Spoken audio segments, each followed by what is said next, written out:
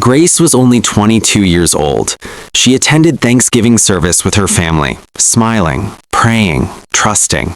By the next morning, she was dead, and the people responsible were not strangers. They were her uncles, 3 men who had known her since she was a little girl, 3 men who sat beside her family in church that very evening, 3 men who looked her parents in the eye and said they'd make sure she got home safely. What happened after that service was a betrayal no family ever wants to face. A betrayal that would shatter everything her parents thought they knew about the people they trusted most. Please stay with this story until the end, because the truth behind Grace's final hours carries a warning every family needs to hear. Like this video to support awareness and share your thoughts respectfully in the comments. This is not just Grace's story.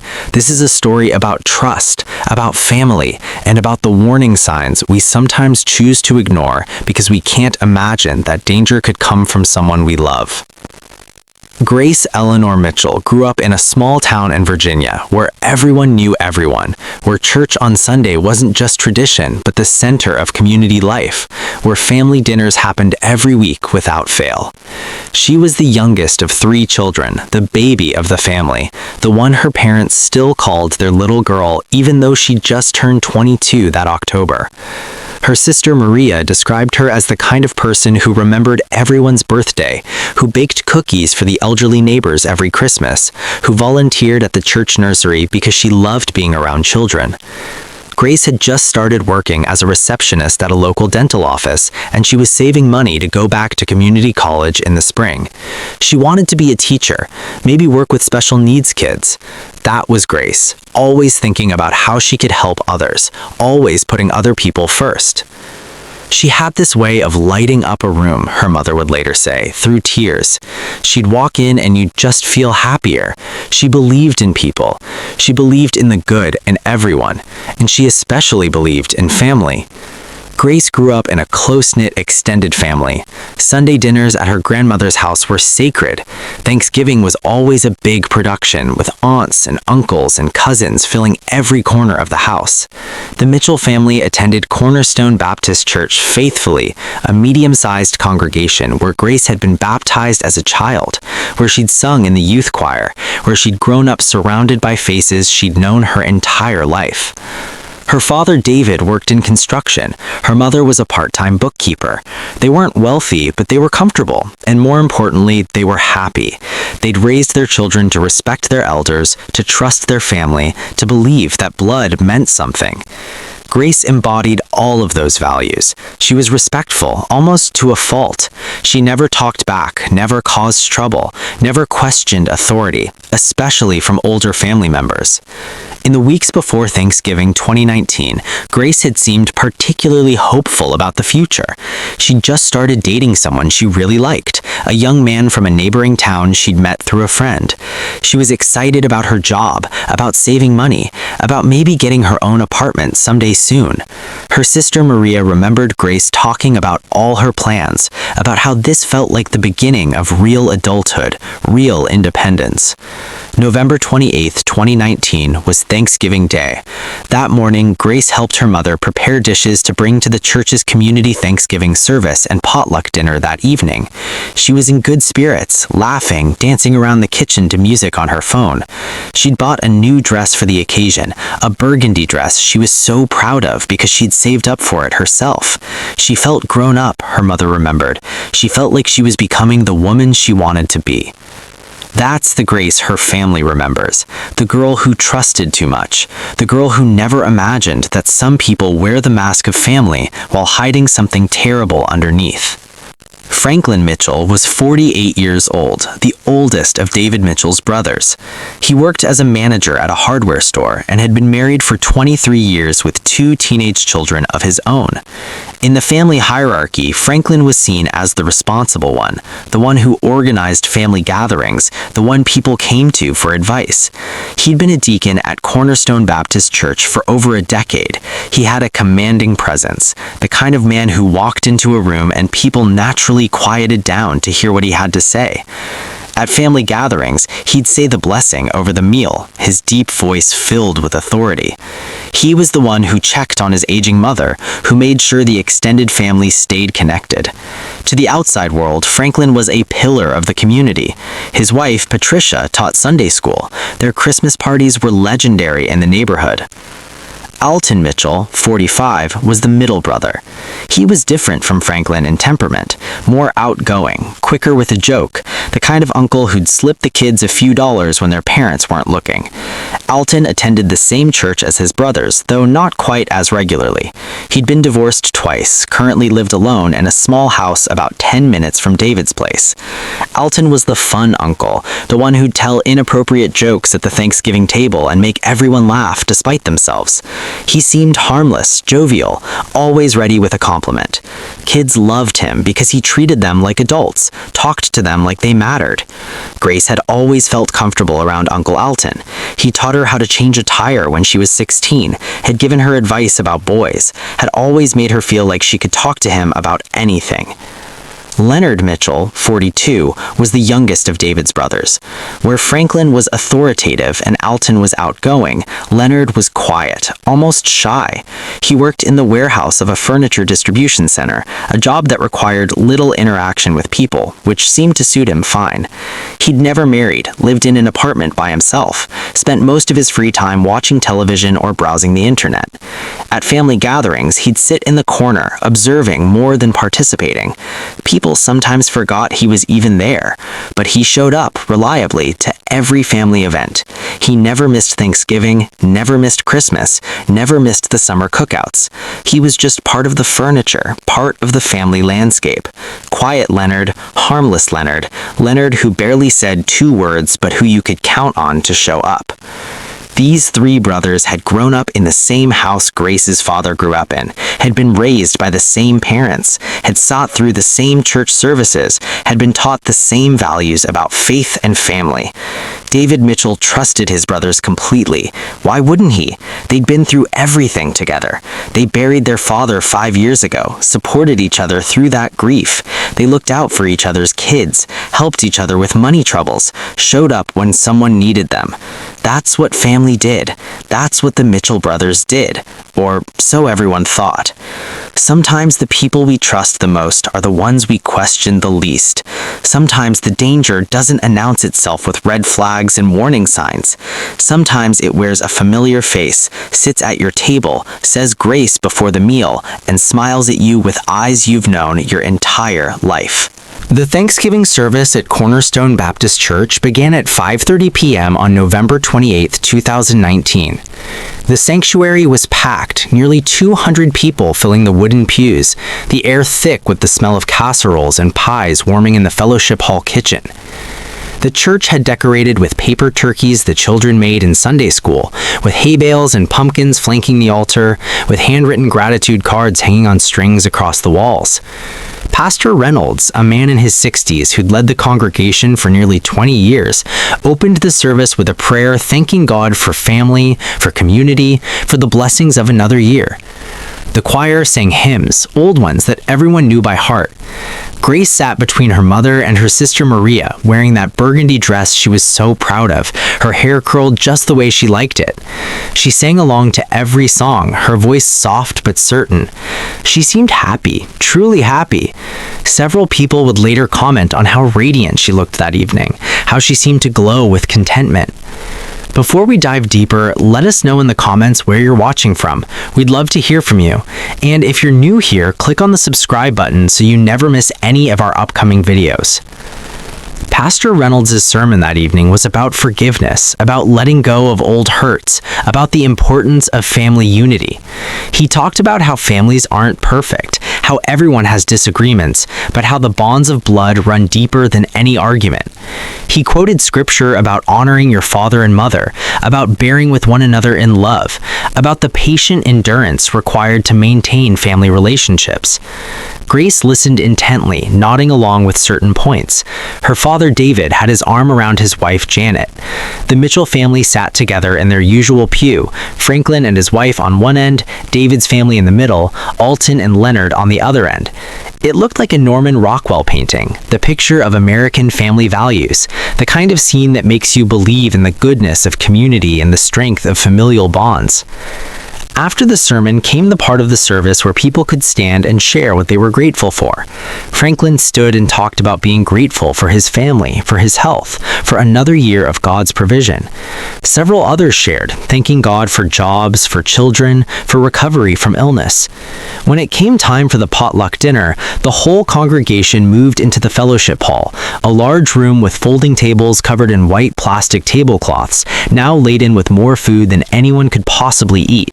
Turkey and ham, sweet potato casserole and green bean casserole, rolls and cornbread, cranberry sauce, both jellied and whole berry, and at least 15 different pies covering the dessert table.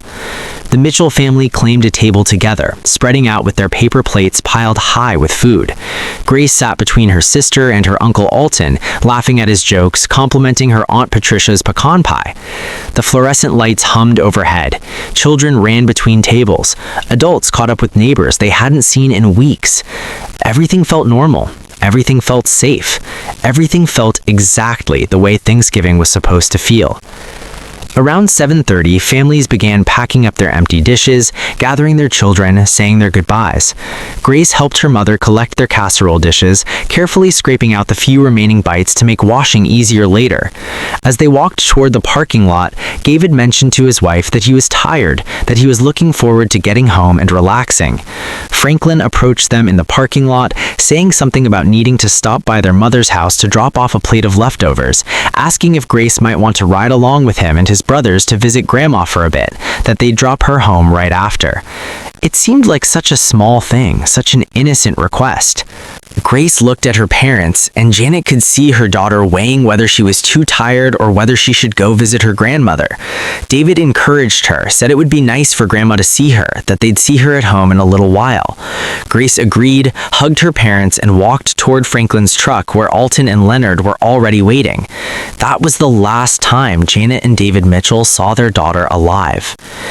The truth of what happened in the hours after Grace got into Franklin's truck would only emerge piece by piece over the following weeks and months, constructed from phone records, from statements given during interrogation, from forensic evidence, and from the terrible confession that eventually came.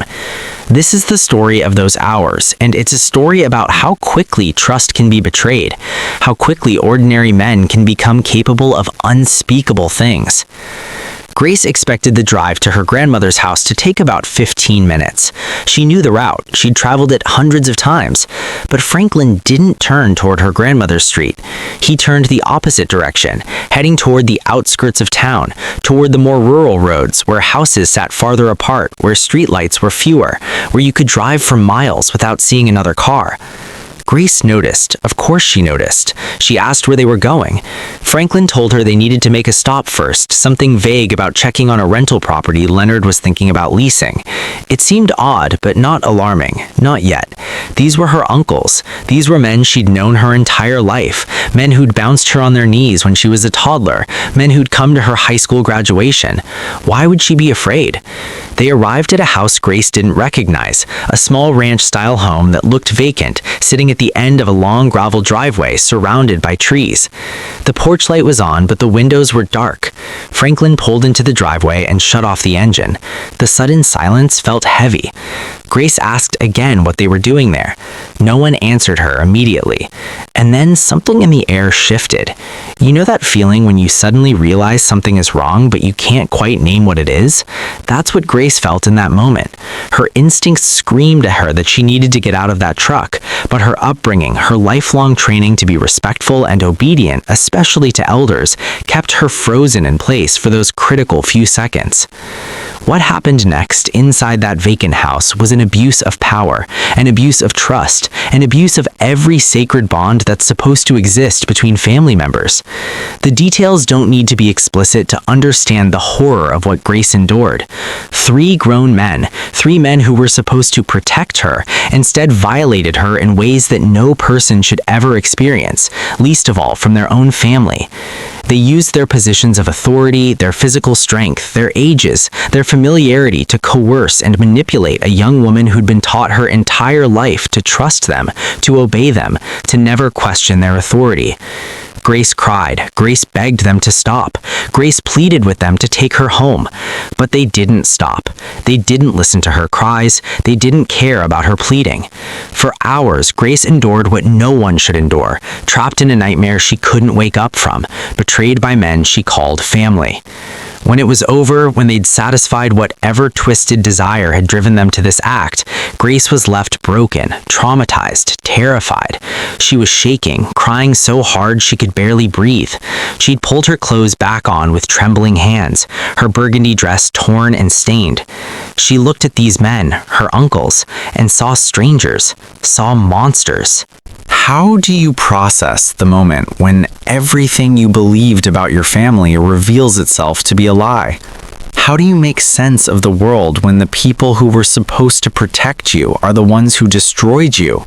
Grace demanded they take her home. She said she was going to tell her parents. She said she was going to tell the police. She said everyone would know what they'd done.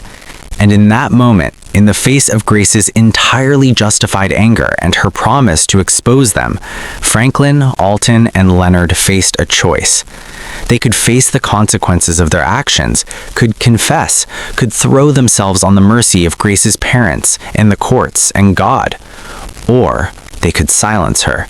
The vacant house belonged to an elderly woman who'd moved into a nursing home 6 months earlier, a distant relative of the Mitchell family who'd asked Franklin to keep an eye on the property until it sold. No one would be checking on it. No one would look for them there. The three brothers stood in that empty living room in a house that smelled of dust and old carpet and abandonment, and looked at Grace, this young woman they'd just violated, and then looked at each other. They were panicking. You could see it in their eyes, in the way Franklin kept running his hair through his hair, in the way Alton paced back and forth, in the way Leonard stood frozen, staring at the wall. They'd done something terrible, something that would destroy their lives, their marriages, their reputations, their freedom. Franklin had his position at the church to think about. Alton had his business, his standing in the community. Leonard, quiet Leonard, perhaps had less to lose, but still couldn't face the prospect of prison, of everyone knowing what he'd done. What happened next was not an accident. It was not a crime of passion. It was a calculated decision to preserve themselves at the cost of Grace's life. Grace sat on an old couch in that vacant living room, hugging her knees to her chest, tears streaming down her face, probably praying this nightmare would end, that she'd wake up in her bed at home, that this wasn't real. The three brothers moved to the kitchen, speaking in hushed voices Grace couldn't quite hear but whose tone she could recognize. They were deciding her fate.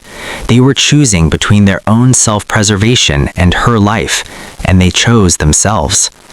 It's a choice that defies comprehension for most people. How do you look at a young woman you've known since birth, a woman you watched grow up, whose birthday parties you attended, whose graduation you celebrated, and decide that her life is worth less than your secret? But that's exactly what Franklin, Alton, and Leonard decided. They decided that Grace had to die. They decided that the only way to guarantee she'd never tell anyone what they'd done was to make sure she could never tell anyone anything ever again. They didn't just betray Grace, they destroyed an entire family. They murdered the daughter, the sister, the granddaughter, the friend that so many people loved, and they did it to save themselves from consequences of their own evil actions. This is what people need to understand about these kinds of crimes. The second crime, the murder, is often an attempt to cover up the first crime. The cover-up becomes worse than the original act, compounding tragedy upon tragedy, destroying lives upon lives. Grace probably knew in those final moments what they'd decided. She probably begged for her life. She probably reminded them that she was family, that she was David's daughter, that she had plans and dreams and people who loved her. But it didn't matter. They'd already made their choice. The details of how Grace Mitchell died are difficult to recount, but they're necessary to understand the full scope of this betrayal. Grace did not die quickly. She did not die peacefully. She died knowing that her own family was killing her. She died in that empty house on that cold November night at the hands of men she'd trusted. Franklin was the one who actually committed the act, though all three brothers were complicit. All three participated in different ways. All three are equally responsible in the eyes of the law and in the eyes of anyone with a moral conscience. They used a pillow at first, trying to suffocate her, but Grace fought. She fought hard. She struggled and clawed and tried to scream. Alton had to hold her arms, Leonard had to hold her legs, and Franklin kept the pillow pressed over her face until Grace's struggle slowed, until her body went still, until there was no more breath, no more life, no more Grace.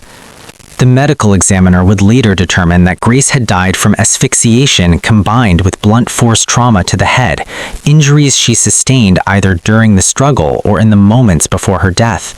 The autopsy revealed bruises covering her body, defensive wounds on her arms where she'd tried to protect herself, evidence of the sexual assault she'd endured, evidence of the terror she experienced in her final hours.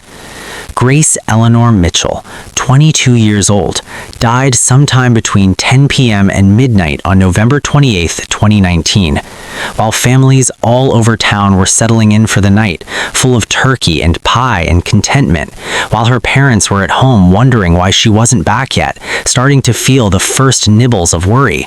Grace was dying at the hands of her uncles. And then came the cover-up. The three brothers, now murderers, had to figure out what to do with Grace's body, how to explain her absence, how to avoid suspicion. They wrapped her body in an old tarp they found in the garage of the vacant house. They loaded her into the bed of Franklin's truck, covering her with some boxes and a sheet, and then they drove. They drove into the woods, into state forest land about 40 minutes outside of town, down logging roads most people don't even know exist. They found a ravine, a steep drop-off where the trees grew thick and the undergrowth was dense, and they threw Grace's body into that ravine like she was garbage, like she was nothing, like she hadn't been a person with dreams and hopes and people who loved her. They left her there, exposed to the elements, to the animals, to the indignity of an unmarked grave in the middle of nowhere. Then they drove back to town. They went to their homes. They washed their hands. They changed their clothes. They tried to construct alibis in their heads, and they waited to see if anyone would suspect them. It's almost impossible to fathom the coldness required to do what they did. To murder someone is horrific. To murder your own family member is incomprehensible. But to murder her and then go home, to sleep in your own bed, to wake up the next morning and continue with life as if nothing happened, that requires a level of moral emptiness that most of us cannot even imagine. If you're still watching, pause for a moment and ask yourself, how often do we ignore warning signs because the danger wears a familiar face? How often do we trust someone simply because they're family, because they go to church, because they seem like good people on the surface? Share your thoughts in the comments, and please, if this story resonates with you, if you think others need to hear it, share this video. Awareness can save lives.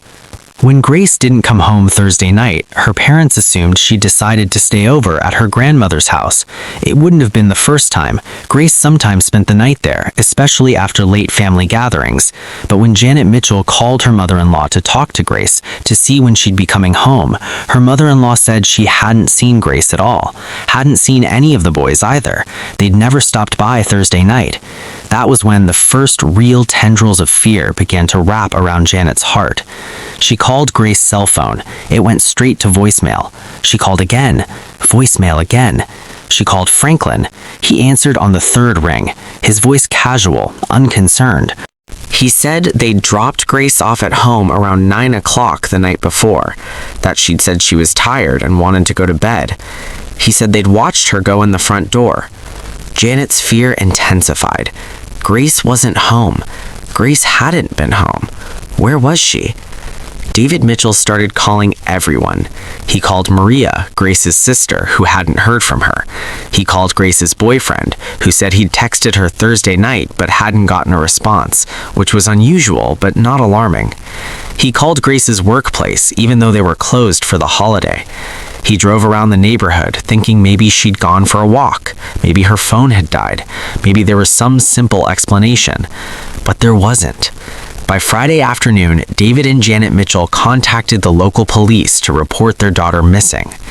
The responding officer took down the information, noted that Grace was an adult, that it had only been about 18 hours since she was last seen, that most missing person cases involving adults resolve themselves within 48 hours.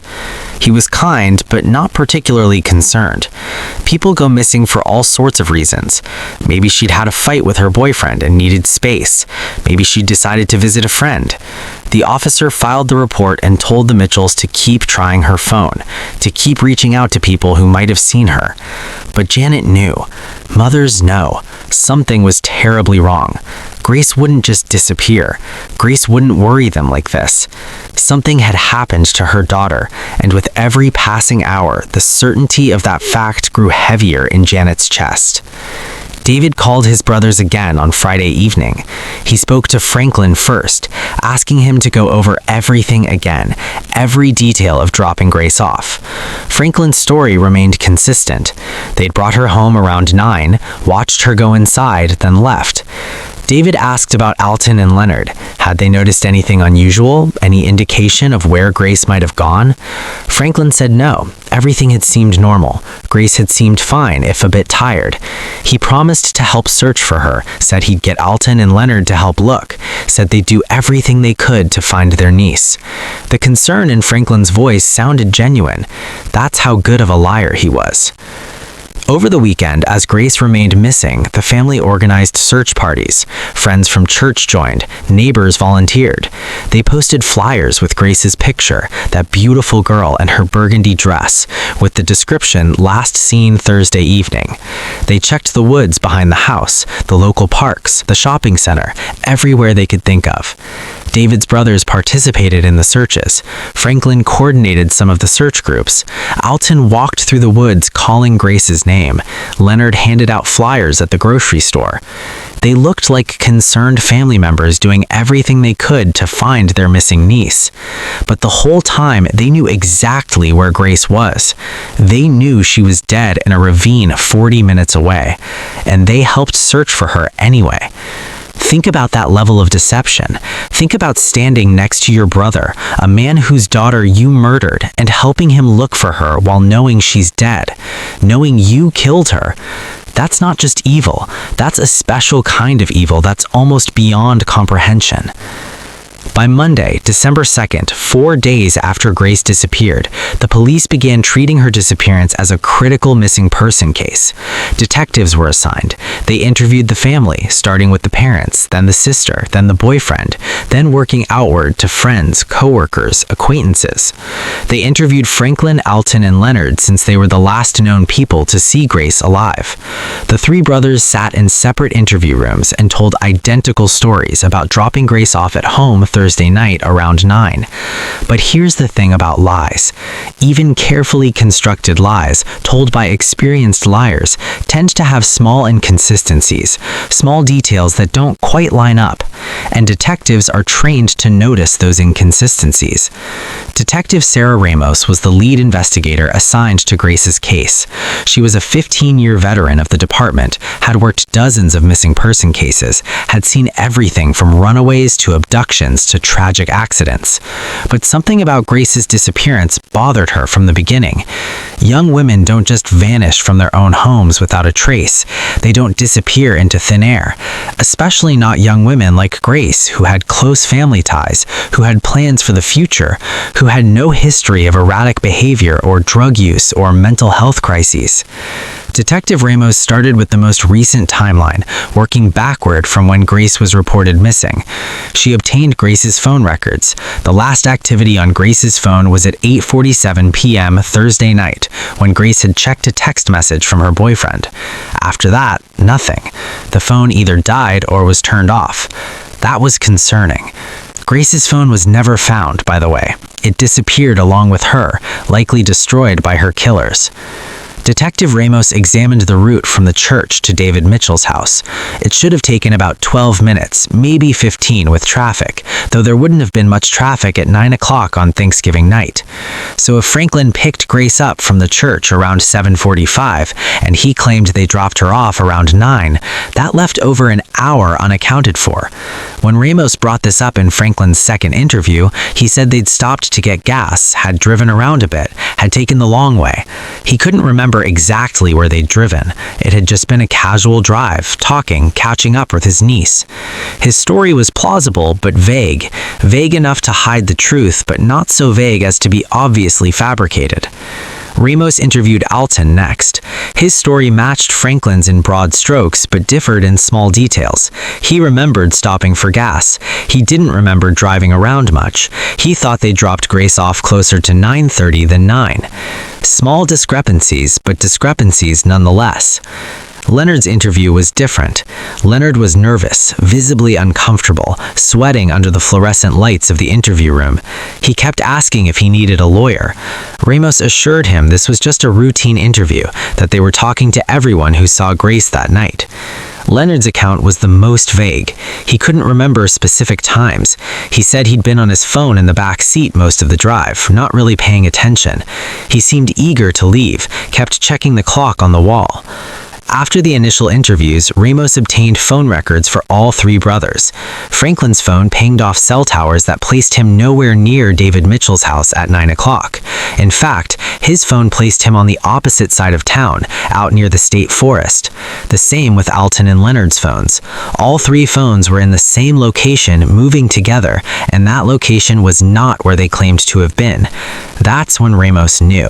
She knew the uncles were lying. She knew they were involved. She just had to prove it. Ramos brought in cadaver dogs to search areas where the phone records suggested the brothers had been. The dogs alerted in several spots along the logging roads in the state forest, but the terrain was too vast, too dense to thoroughly search without more specific information. Meanwhile, Ramos built a timeline using surveillance footage. She found footage from a gas station showing Franklin's truck at 8:59 p.m., but not at the gas station Franklin claimed to have stopped at. She found footage from a hardware store parking lot showing the truck at 9:43 p.m. She found footage from traffic cameras showing the truck heading towards the state forest around 8:30 and returning towards town around 11:21 p.m. None of this footage supported the brothers' claims about where they'd been. But footage of a truck driving places wasn't enough to prove murder. It wasn't even enough to prove Grace was in the truck. Ramos needed more. She needed evidence. She needed a body. On December 12th, 2 weeks after Grace disappeared, Ramos received authorization to search the vacant house that Franklin had access to. The house was processed by forensic techs who found traces of blood in the living room, on the couch, on the floor near the couch. The blood was tested. It was Grace's blood. They found fibers from Grace's burgundy dress caught in the rough wood of the back porch. They found signs of a struggle, furniture slightly out of place, scuff marks on the walls. Most damningly, they found DNA evidence that proved Grace had been in that house, and they found DNA evidence that proved all three brothers had been in that house recently, too. The vacant house became a crime scene. Now Ramos had enough to bring the brothers in for formal questioning, to push harder, to let them know that the web of lies was collapsing around them. Franklin, Alton, and Leonard Mitchell were arrested on December 13, 2019. Franklin was arrested at his workplace, walked out in handcuffs past his coworkers who stood in shocked silence. Alton was arrested at home, his neighbors watching from their windows as police led him to a waiting patrol car. Leonard was arrested at his apartment, and according to the officers present, he seemed almost relieved, like he'd been waiting for this moment, like the burden of the secret had been too much to carry. All three were charged with kidnapping and murder. The evidence was circumstantial but strong. The phone records, the surveillance footage, the blood and DNA evidence at the vacant house, the inconsistencies in their stories. But prosecutors wanted more. They wanted a confession. They wanted the whole truth. They wanted to know where Grace's body was so her family could at least have the closure of laying her to rest properly. Leonard broke first. It took 3 days of interrogation, of detectives showing him the evidence, of letting him sit alone in an interview room with his conscience. On December 16th, Leonard asked to speak to the prosecutor. He said he wanted to make a deal. He said he'd tell them everything if they'd reduce his charges, if they'd promise him a lighter sentence. The prosecutor agreed to listen, and Leonard told them the whole horrible story.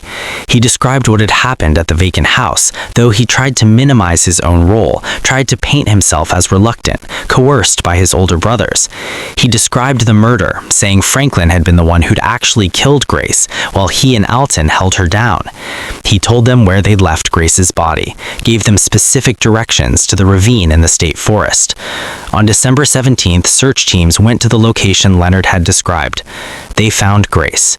Her body was partially decomposed, had been exposed to 2 weeks of cold weather and wildlife, but it was unmistakably Grace. The burgundy dress, tattered and stained, was still partially on her body. The medical examiner confirmed her identity through dental records and later through DNA. Grace Eleanor Mitchell had been found, but not the way anyone wanted to find her. Her parents had held out hope, even as days turned into weeks, that maybe somehow she was alive, that maybe she'd been kidnapped but was being held somewhere, that maybe she had amnesia and would eventually find her way home. Janet Mitchell later said that the moment the police came to their door to tell them they'd found Grace's body, something inside her died too. She'd lost her baby girl, but she'd also lost her faith in family, her faith in the goodness of people, her faith that the world made any kind of sense. With Leonard's cooperation, prosecutors had what they needed to ensure all 3 brothers would spend the rest of their lives in prison. Franklin and Alton initially maintained their innocence, but faced with Leonard's testimony and the mountain of physical evidence, they eventually accepted plea deals to avoid the death penalty. All 3 pleaded guilty to murder, sexual assault, and abuse of a corpse. Franklin received life without parole. Alton received life without parole. Leonard, because of his cooperation, received life with the possibility of parole after 35 years. The people trusted to protect Grace were the ones who destroyed her. 3 men who'd been at the same Thanksgiving service, who'd sung the same hymns, who'd listened to the same sermon about forgiveness and family. 3 men who, hours later, would commit one of the most heinous betrayals imaginable. The community was devastated. How do you process the fact that people you worshipped with, people you trusted, people you considered friends were capable of such evil? How do you reconcile the image of Franklin the deacon with Franklin the murderer? How do you make sense of it? The truth is, you can't. Some things are simply incomprehensible. Grace's funeral was held on December 21st, 2019, at the same church where she'd attended Thanksgiving service less than a month earlier. Hundreds of people came. The parking lot overflowed. People stood outside in the cold because there wasn't enough room inside. Pastor Reynolds struggled through his eulogy, his voice breaking multiple times. He talked about Grace's kindness, her faith, her bright future cut short. He talked about the incomprehensible nature of evil, about the importance of supporting the Mitchell family through this unimaginable grief. He did not talk about Franklin, Alton, or Leonard. Their names were not mentioned. It was as if speaking their names would somehow contaminate the sacred space of Grace's memorial. Janet and David Mitchell sat in the front pew, holding each other, barely able to stand under the weight of their grief. Maria sat beside them, her face blank with shock. Grace's grandmother was too distraught to attend. She would die 6 months later, her family convinced that heartbreak had killed her. The aftermath of Grace's murder rippled through the community in ways both visible and invisible. The Mitchell family was shattered.